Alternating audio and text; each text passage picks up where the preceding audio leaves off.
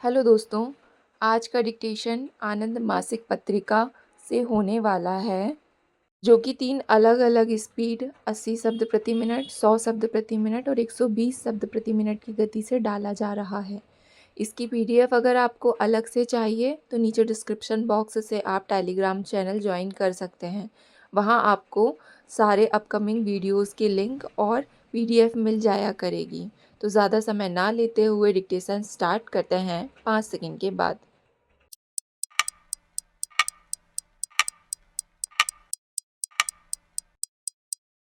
Start. सभापति महोदय, एक बार फिर मैं देश के पूर्वोत्तर राज्यों और अन्य पिछड़े क्षेत्रों के संबंध में मैट को पुनः देखने के हमारे अनुरोध को मान लेने के लिए वित्त मंत्री महोदय को धन्यवाद देता हूँ।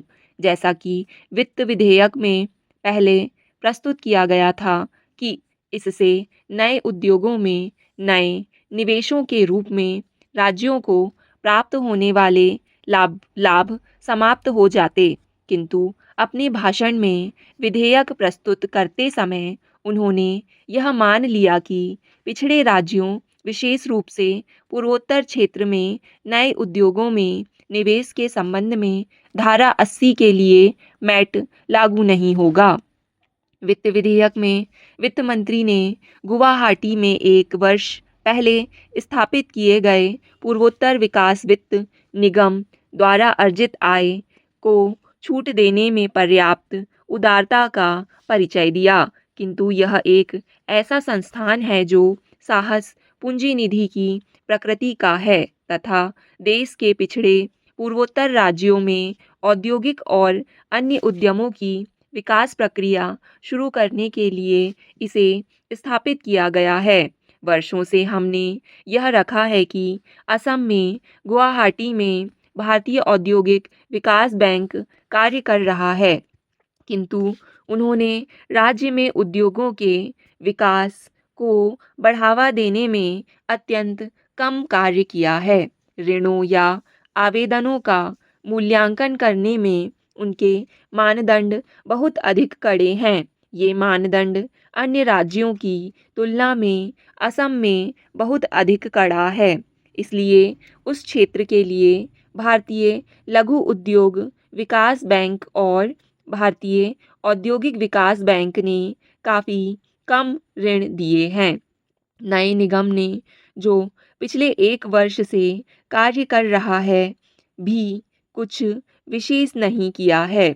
ऐसी आशंका है कि यह नया निगम भी भारतीय औद्योगिक विकास बैंक और भारतीय लघु उद्योग विकास बैंक, जो कि पिछले कई वर्षों से उक्त क्षेत्रों में कार्य कर रहे हैं, की भांति ही कार्य करने लगेगा। इसलिए मैं अनुरोध करना चाहता हूँ कि इस निगम की आय पर छूट सिर्फ उस आय से संबद्ध होनी चाहिए जो उसे ऋणों, अग्रिम तथा उस क्षेत्र में स्थापित होने वाले नए औद्योगिक उपक्रमों में पूंजी निवेश से हो रही है, न कि आय के अन्य तरीकों से। वे आय अर्जित करने वाली अन्य आस्तियों में निवेश कर रहे हैं और वे छूट का लाभ प्राप्त कर रहे हैं केवल इसलिए कि इन निगम का एक कार्यालय गुवाहाटी में भी स्थित है। सभापति महोदय, मुझे आशंका है कि यह निगम ऐसा करने जा रहा है। यह निगम क्षेत्र के बाहर कंपनियों में इक्विटी निवेश करके अधिकाधिक धन अर्जित करने का प्रयास करेगा। यह निगम अन्य जगहों पर वित्तीय प्रपत्रों अथवा अन्य प्रकार के पूंजी निवेश करके अधिकाधिक धन अर्जित करने का प्रयास करेगा और छूट का लाभ उठाकर भी उक्त क्षेत्र के विकास हेतु कुछ भी नहीं करेगा।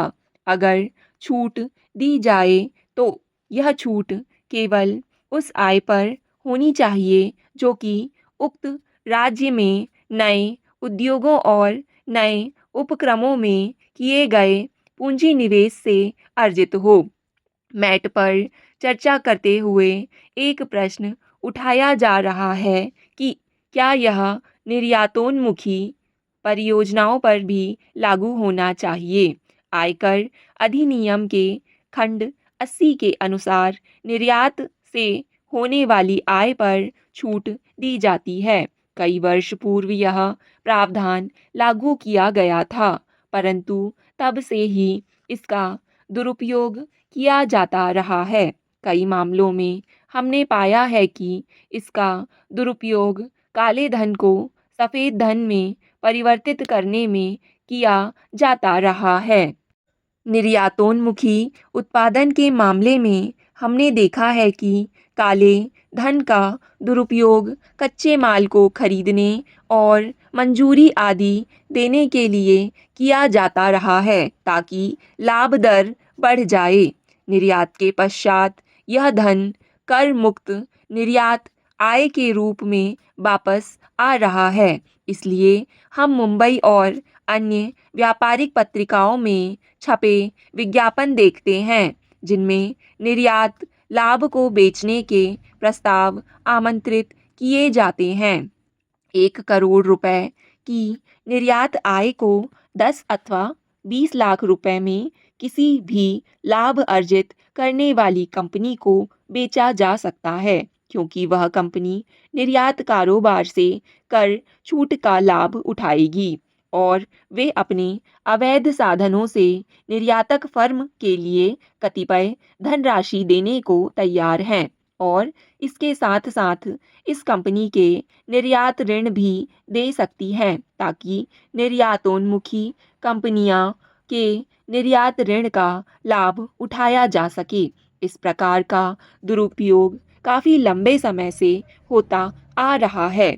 मेरे विचार में मैट को निर्यातोन्मुखी कंपनियों पर लागू करना एक सही कदम है। वर्तमान में यह सिर्फ निगमित इकाइयों पर ही लागू होता है। इसके प्रभाव जानने के लिए इसे थोड़े और समय के लिए उन्हीं के पास रहने देना चाहिए।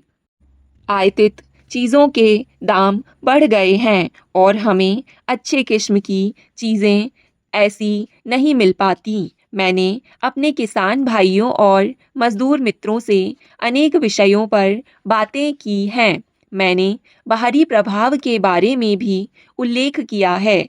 यह सब इसलिए कहा गया है जिससे हमारे किसान, खेतिहर मज़दूर, हमारे आदिवासी, रेगिस्तानी प्रदेश के लोग तथा अन्य दूरस्थ स्थानों के लोग यह जान सकें कि हमारी कठिनाइयाँ क्या हैं और हमने क्या सफलताएं पाई हैं। आपको स्मरण होगा कि पंडित जवाहरलाल नेहरू लंबे लंबे भाषण दिया करते थे और मंच पर उपस्थित लोगों को आश्चर्य होता था कि वे किसानों की उपस्थिति में इतने लंबे भाषण क्यों देते हैं। विज्ञान, विदेश नीति और योजनाओं के बारे में बातचीत करने की आवश्यकता उन्हें क्यों अनुभव होती है, लेकिन पंडित जी कहा करते थे कि जब तक देशवासी इन बातों की तह तक नहीं पहुँचेंगे तब तक देश आगे नहीं बढ़ सकता। चूँकि वह लोगों से विज्ञान के बारे में बातें किया करते थे, मैं समझती हूँ कि उससे एक ऐसी नींव पड़ी जिससे हम सब किसानों के पास गए और वैज्ञानिक बातों की जानकारी दी तो वे नई तकनीक अपनाने के लिए तैयार मिले। स्टॉप।